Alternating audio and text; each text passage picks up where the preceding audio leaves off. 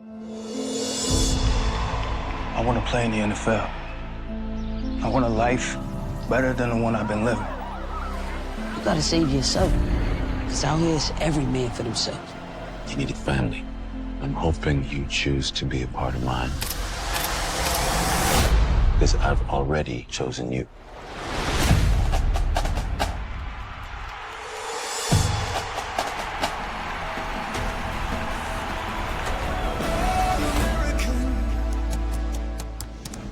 We were just trying to tell a story that felt authentic about Black youth in America and the pursuit of a dream.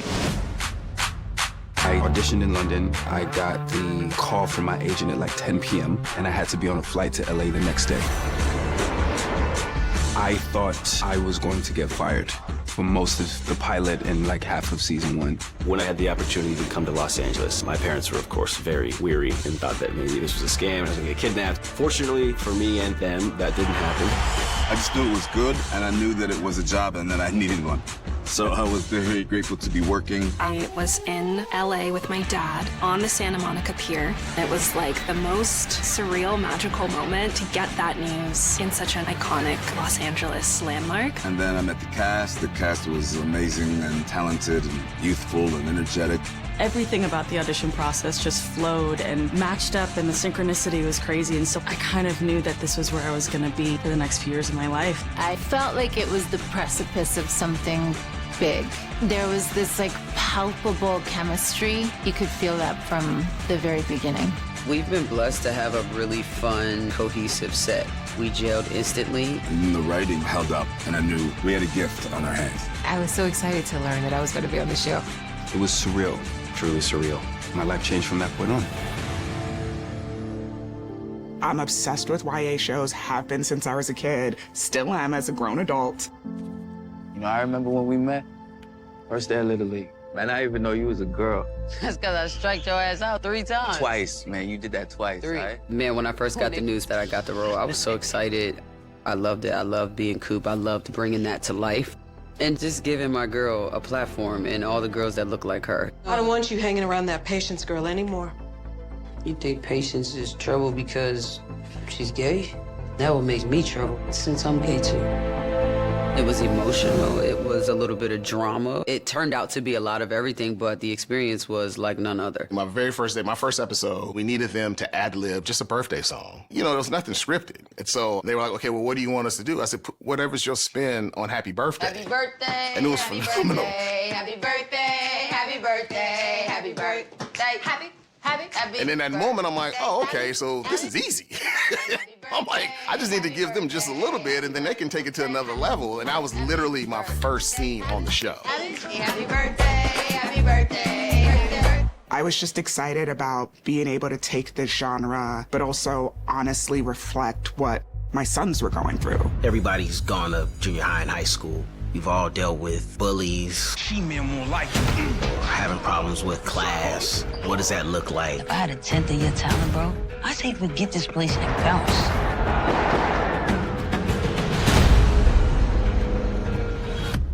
There's something in these episodes and these seasons that people really connect with. It's taking life situations and giving you options. Spencer James,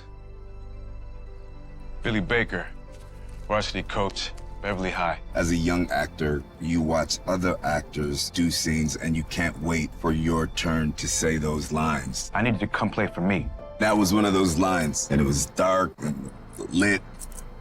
It was cool. I can get your way out, man. I was a kid that grew up watching TV. I used to always entertain my family, telling jokes or imitating somebody. I was just like, yeah, I want to be on TV. I want to be an actor. Meet Preach. He just got out. What up, Preach? Something exciting about being able to step into somebody else's shoes and try to see the world from their lens. What's up with you and this kid, Dad? Why do you care so much? I come from Spencer's neighborhood. You have no idea what that's like. His understanding of which box do I check. Guess I don't, yeah. Jordan definitely struggled with that, and I kind of struggled with that as a young man. I was adopted and, not understanding where I was coming from to some degree. But being able to play Jordan has made me understand that no matter where you're from, you are who you are. You sure about this? Living in Beverly Hills? Look, Ma, if you don't want this, I won't go. Okay? Just say the word, and I'll call him. No. I ask you to give yourself a chance at something more. This is what's best for you, Spencer.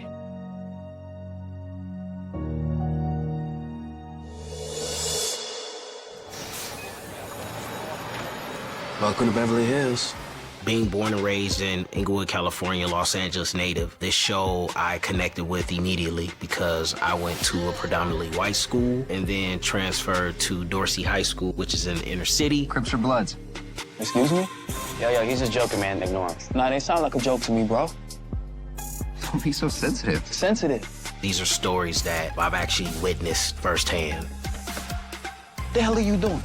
I'm picking you up in your red car, in your red hat. Go get your head blown off. I'm just playing. I'm just playing. Just drive, bro. Hey, come here often? Seeing this? We need to get rid of him. It felt like it was going to be high school all over again. It's okay if you don't have a computer, just pair up with a classmate for now. Okay, thank you. You can share with me. Thank you. Growing alongside Olivia, I was able to bring a lot of myself into her. I was so terrified of losing the people I love over a mistake I can barely even remember. I've just been so grateful that so many people have been able to resonate with her character, and that means that I did my job well, and that made it all worthwhile. So is she on Friday? It's a date. It's a date? Oh, Spence! For me, I play sports. That's my connection. I play football. I understand where these players are coming from, dealing with the pressures, especially if you're a star athlete. The pressures from home, the pressures at school to perform. All right, good work, son. Woo! That's good stuff. That's how you play football. Better get comfortable there.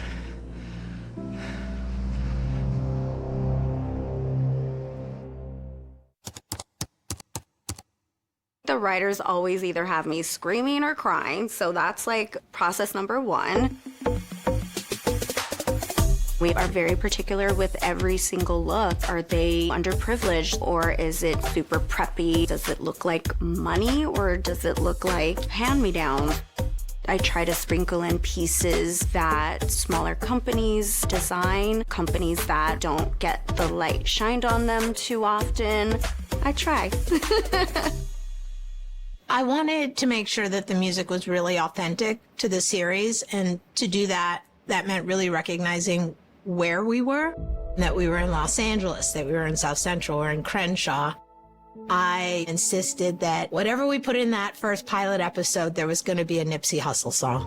Want a slice? Got to roll the dice, that's why all my life I've been grinding all my life. Look. What Spencer did was come from a neighborhood, work hard to fulfill your dreams, but then also give back. That's exactly who Nipsey Hussle was. So to me, there wasn't a better place to start than right there.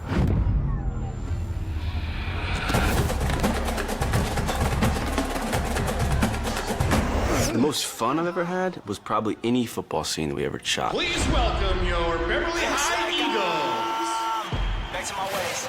Back to my ways. Back to my ways. We had background players who played college football, who played in the NFL, and they are massive. Like, when you get next to them, these dudes are huge. What a block by Spencer James! They hold practices, they put like a package of plays together. They base that off of whatever we write in the script.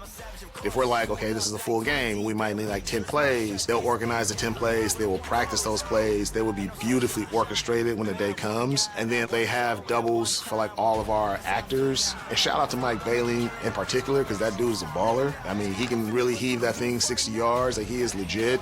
And then the evolution and growth of Daniel has been great in terms of like a dude who had never played football before to a guy who like worked his ass off and got there.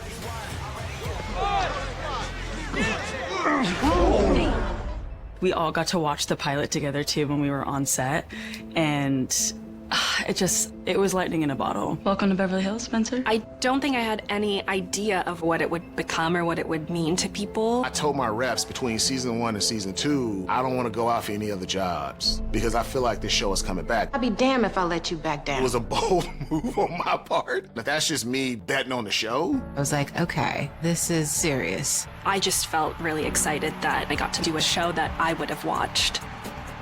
But beyond that, I had like really no idea what was to come.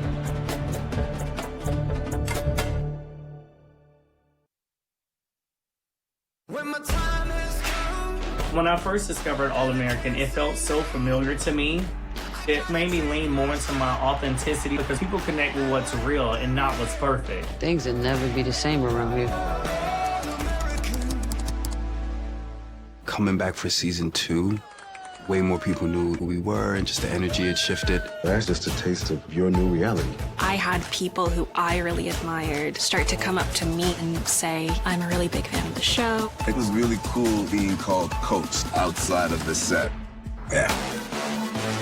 I will never forget Daniel taking Breezy by the hand and bringing her up to me on set and going, hey, Madonna, did you know that Breezy can rap? And I went, no. And lo and behold, it became, you don't ask. You don't ask, so I don't say none. You know it's not my style to never say none. Which I think is an incredible anthem for the LGBTQ plus community. I mean, it's a huge theme about whether your parents are willing to talk to you about who you really are. The core of this show is about people building dreams and achieving them. So why wouldn't I want to give an unknown artist or give someone starting out exposure? And we've had people go on to become Grammy-nominated artists. After the fires in Los Angeles, I was paying special attention to artists who lost their homes, and I got an artist who lost her home. I got one of her songs in an episode. There's a bigger picture. It's people, it's lives, it's dreams. That's better than any paycheck. Secretly, I've snuck in a couple parental lessons. If there was something I wanted my son to hear, occasionally I'd put it in Grace's mouth. Most of us don't even start the race until it's over. You've been given a chance to start on time. He'd be like, Mom, it's crazy. Do you know what Grace said to Spencer? And I'd be like, no, what'd she say? Well, we're in that race for the rest of us. It's what you do with your success that matters. I had kids sending me messages through social media, asking me like real life questions. It really kind of reflected back to me how serious kids were looking up to Grace James. I would get these paragraphs from fans like, oh my gosh, my son and I haven't discussed the loss of his father until we watched the episode where Spencer lost Corey.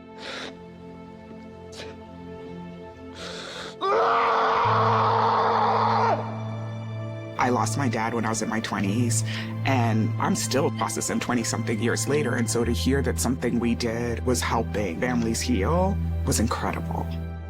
I was like, oh, we might actually be doing something that's connecting people in a way deeper way than we even realized. It's a culture shifter.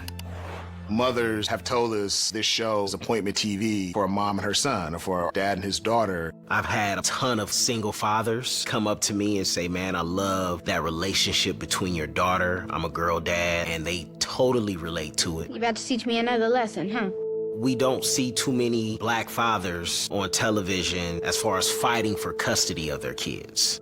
They're gonna take her away, and I can't let that happen. And I think that's something beautiful that this show tackled. The messages hit major points in life, in sports, in parenting, and in friendship. I thought I was talking to my best friend, not a treacherous bitch. It's hard, but at the end of the day, like if someone is your friend, I think there should be an effort there to make repair and show grace to the other person. Maybe now you can finally admit that you're a messy human who screws up like the rest of us. And if the friendship means a lot to you, I think you will find your way back to each other. I really don't want to lose my best friend. There was this scene that I'd written back in like season 3. Preach had this conversation with Spencer. I don't know why you and Cooper still beefing, and honestly, I don't care. But I know this much. He basically broke down, like, if you're lucky, you might get 3 true friends your entire life. I'm talking about Sandbox. Day ones, ride or dies. Do everything possible to keep them in your circle. There was a fan who was going to use that in this speech that she was delivering for her school graduation.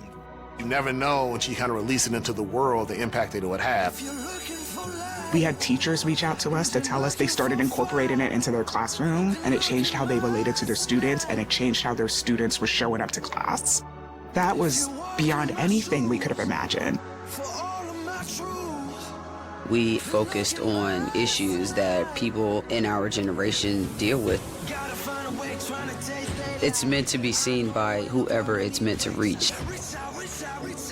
My favorite fan moment, I had a guy approach me on the beach who told me that Coop allowed him to come out. A 60-year-old white man inspired by a young black teenage girl.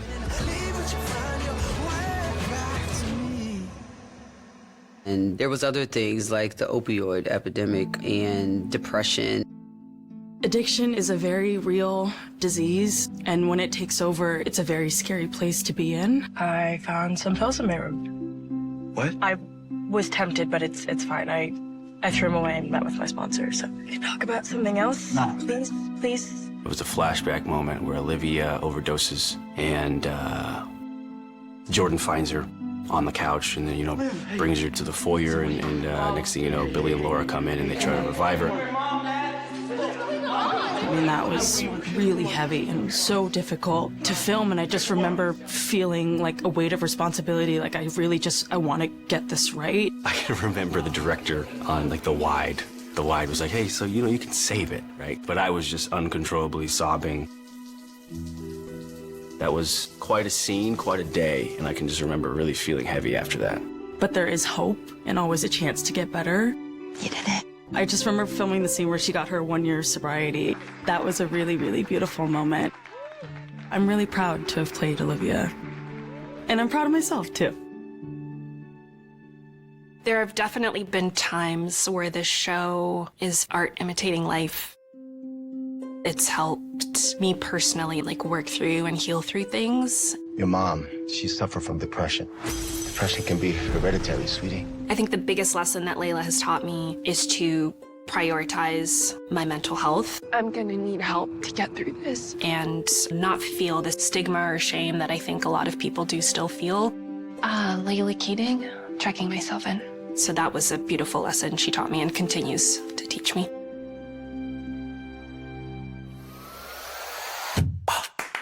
Hey, who's ready to play football? It's TV. Of course we want the drama and we want all the things.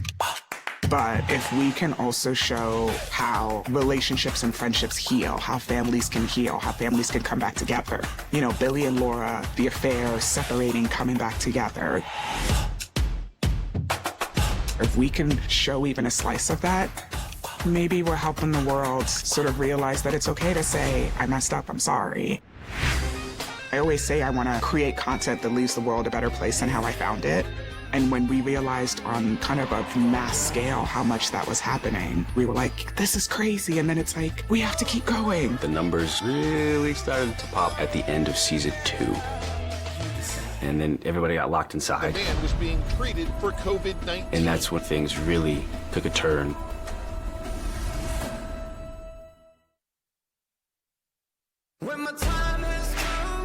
When I found All American, it was during the pandemic.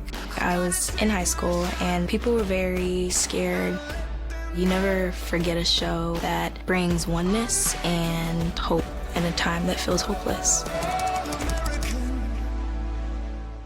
COVID was tough, man.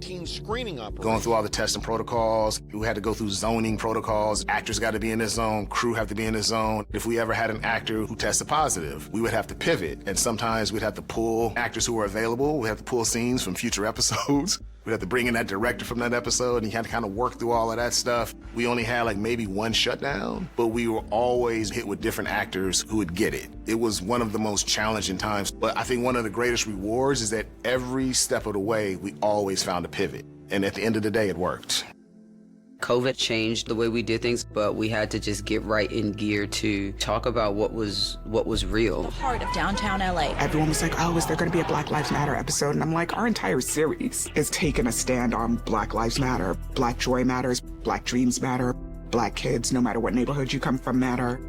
The way in which we talked about that issue, Jordan being a biracial kid from Beverly Hills and not really knowing how to interact with police officers.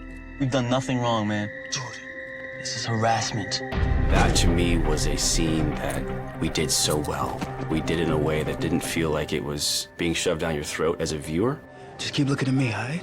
Just keep looking at me. We did our best to not be preachy and not tell people like what to think and what to feel, but we also wanted to shine light on the very real experiences that a lot of kids in America were going through at the time.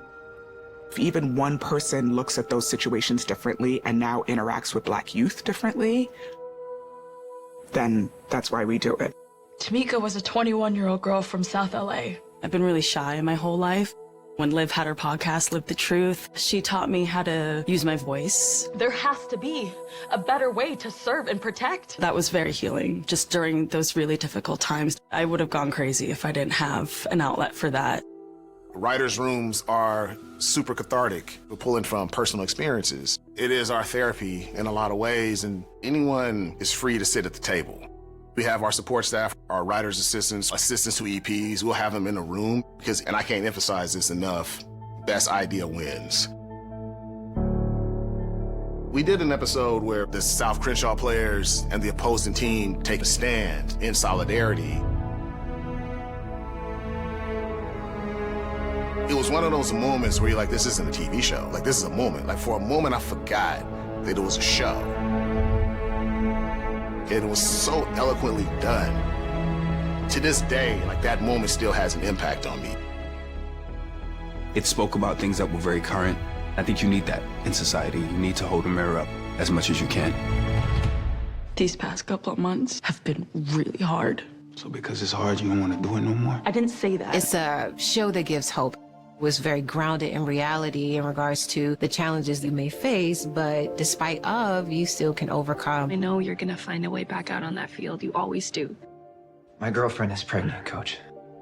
You'll be ready. How do you know? Because you're the most prepared player I've ever coached. The power of coaches. I unfortunately just lost my high school football coach. He's yet another person that I was able to kind of draw from in terms of building Billy Baker's arc. Look, you tell Layla she officially has my approval. OMG. How did you know? I'm your father. I love you, Dad. Bring it in. Love you too. My love for my dad and the impact that he kind of had on my life has been incorporated in this show. You asked me what the secret to coaching was. It's simple, man. I just try to act like a father to the players. You were all my kids. And to be honest, you were one of my favorites. Have you not gotten your messages? Why? My dad's bus crashed. What? The news is saying they think everyone's okay. When we lost Billy, brutal. Brutal. I think I cried for like 5 episodes. Where's Jabari? Billy, don't. I have to. Tell my family that I love them. He's gone. My dad is gone.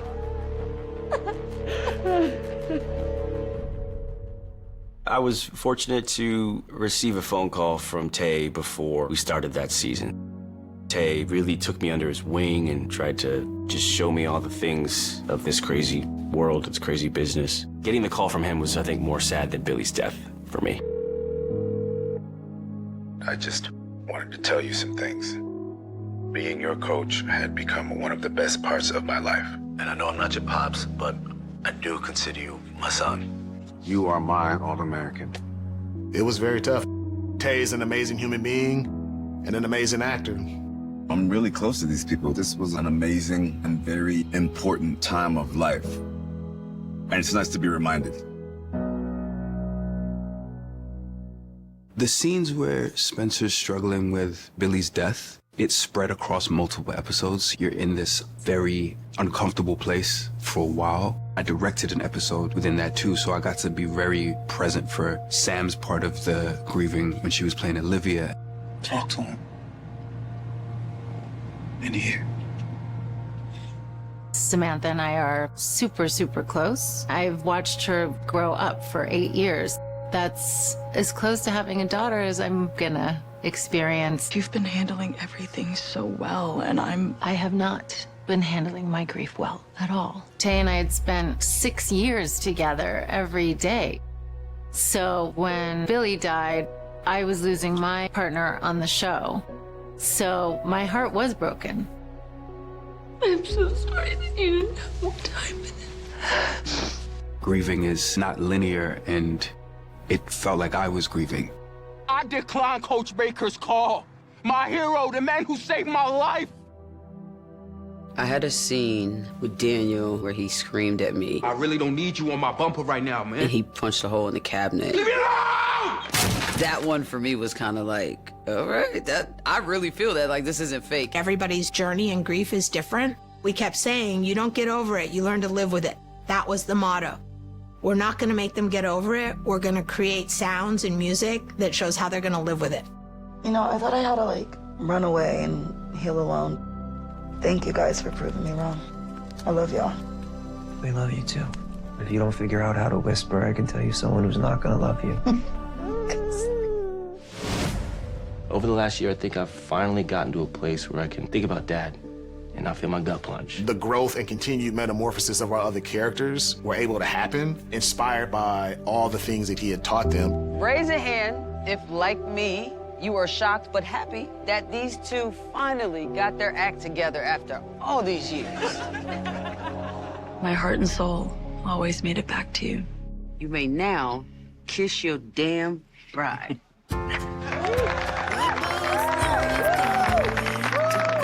The Spencer and Olivia wedding, to me, that felt like the end because we really didn't know and we were all together, and so I did a lot of grieving in that moment.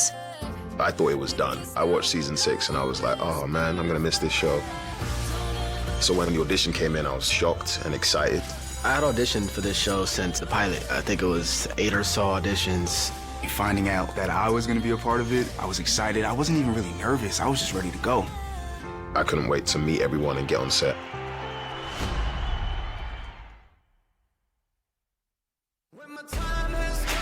One of the defining moments for me personally as an actor is being able to transition to something new.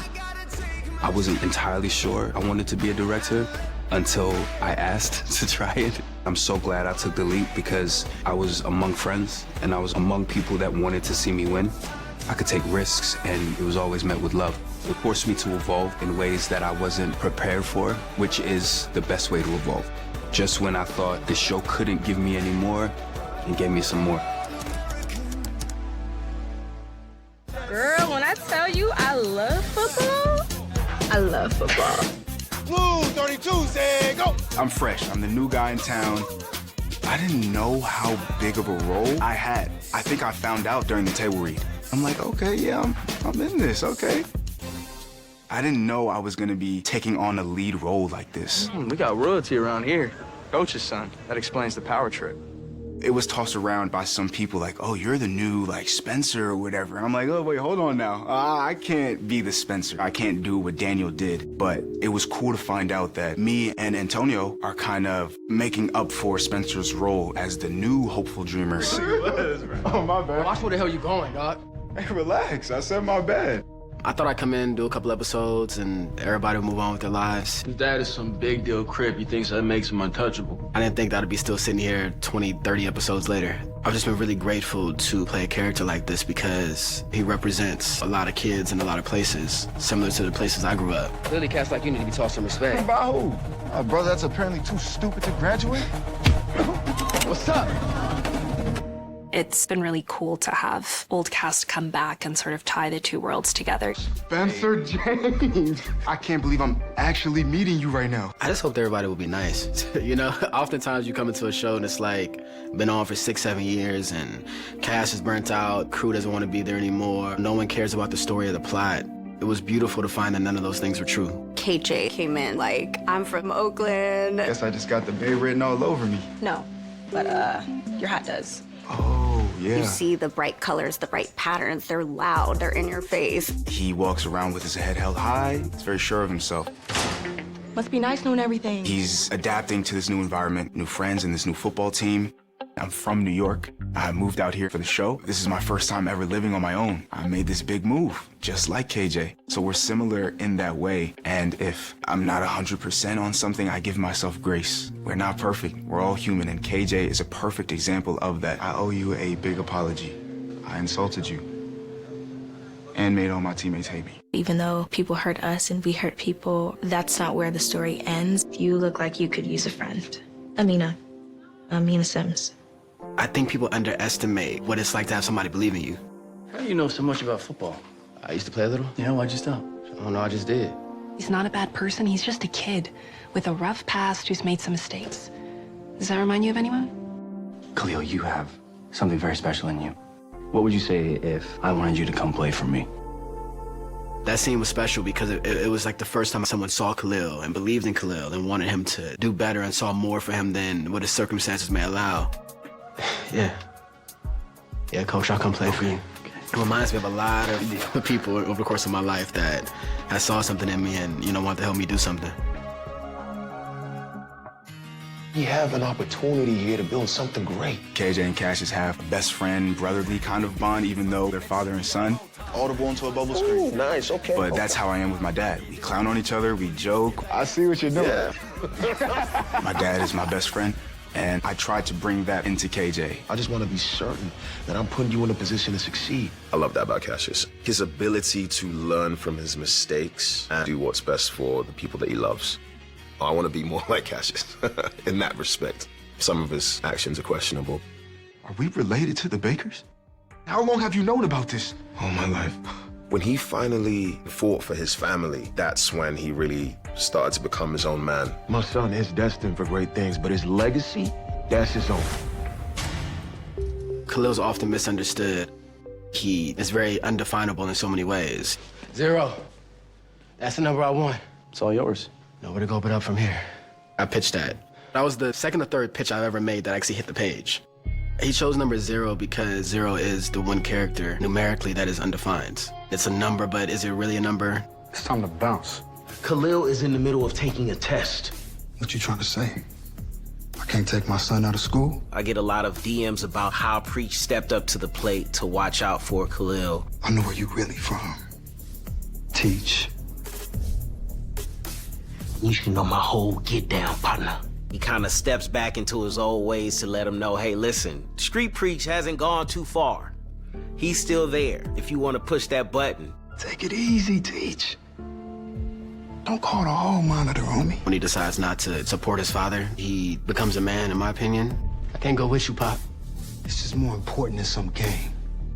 Now, come on, let's go. Just because it's your responsibility, don't make it mine. You feel like because you love someone, you have to be loyal to them, but, you also have to be loyal to yourself. It's all about evolution, and it's all about growth. Amina was standing up for the people who couldn't stand up for themselves, which is something that her mother taught her. We are worthy. We are powerful. And we are everything. Delivering the speech was very nerve-wracking. I, Alexis, felt all of her real emotions. I was really proud to help her take that stance. She's 16, Preach. On the cusp of adulthood and all that comes with that. Keep balling and making us proud. Thank you. I made my choice. I want Dinsburg. We're down to the final play of the game, and they're going to need a miracle. 32! You know KJ wants to win. Go! When you see him throw that ball, it's a relief because it's the final play. I'm releasing the ball, like whatever happens, happens. But we also feel that pressure of it at the same time. When we got the chance to do a season 8, it was really about completing the journey for these kids. That everything they've been through was worth it.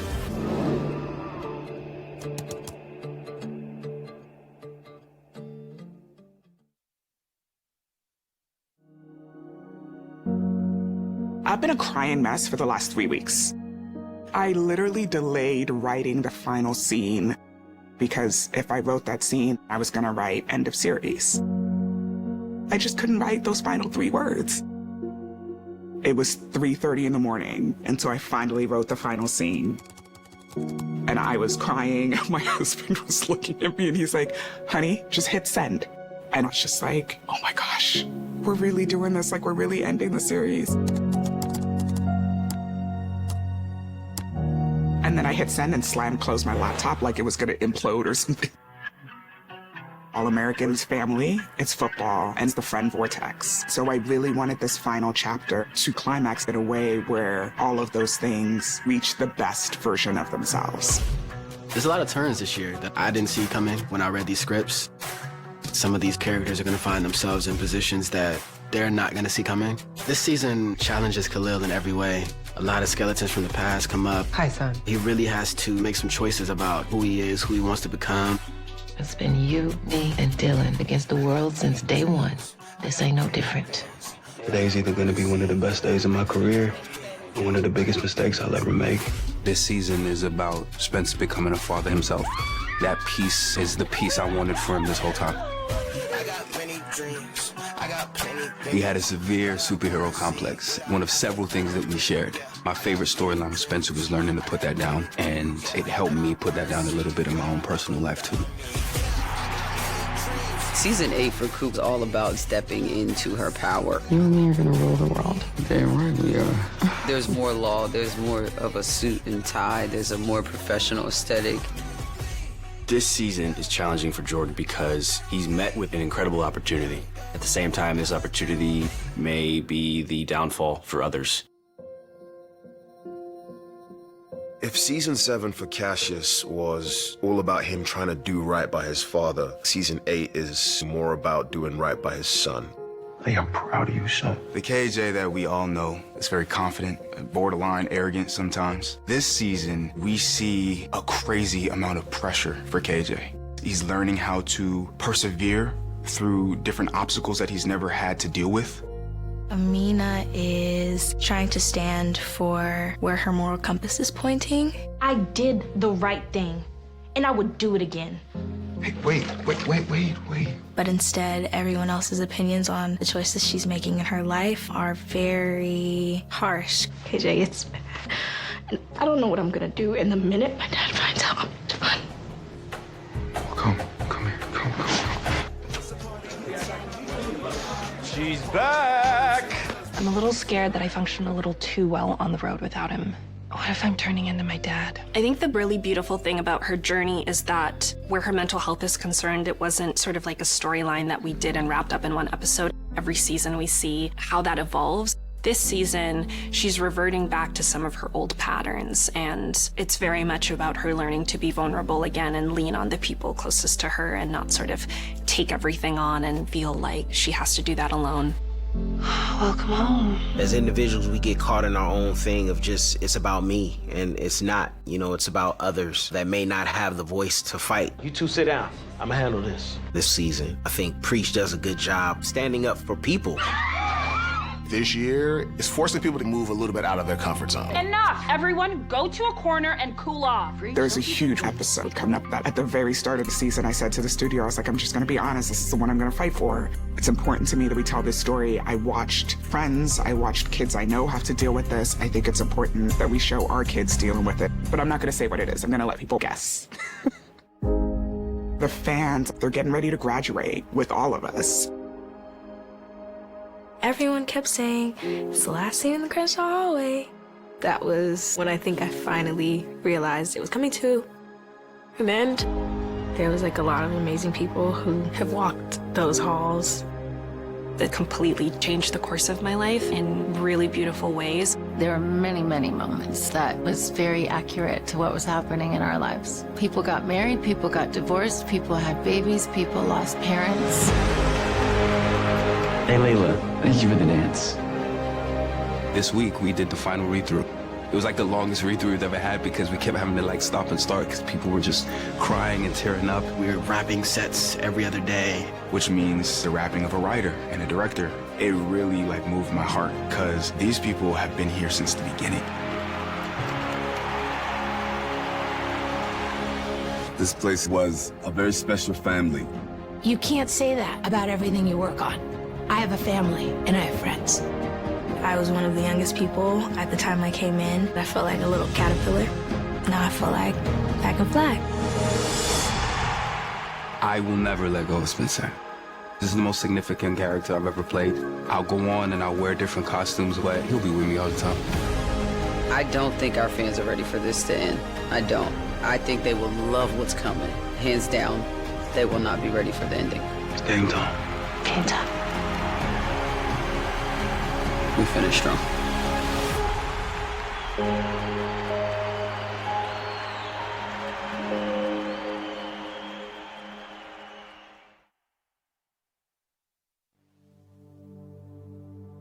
Oh my gosh, to our fans. I'm a writer, so I'm supposed to know how to say thank you succinctly. But truthfully, I don't know that there are enough words in the English language to say thank you. Especially if you've been there since the very beginning, October 2018.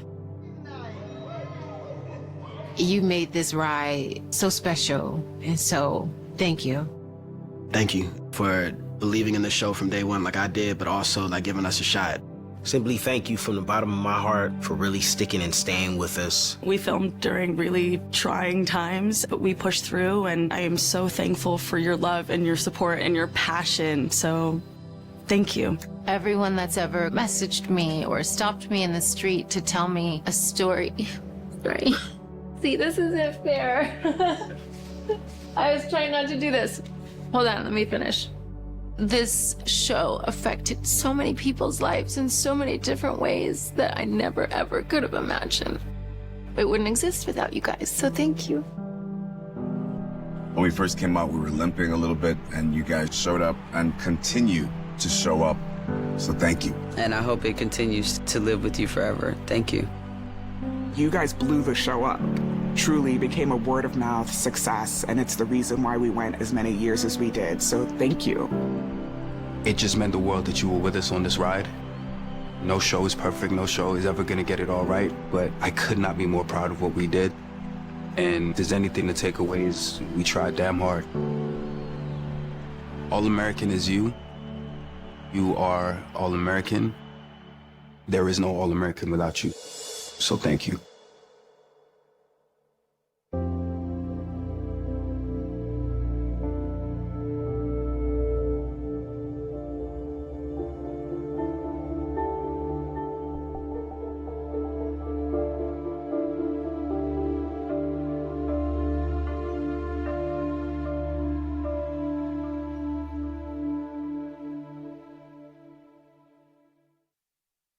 Greg, move your head.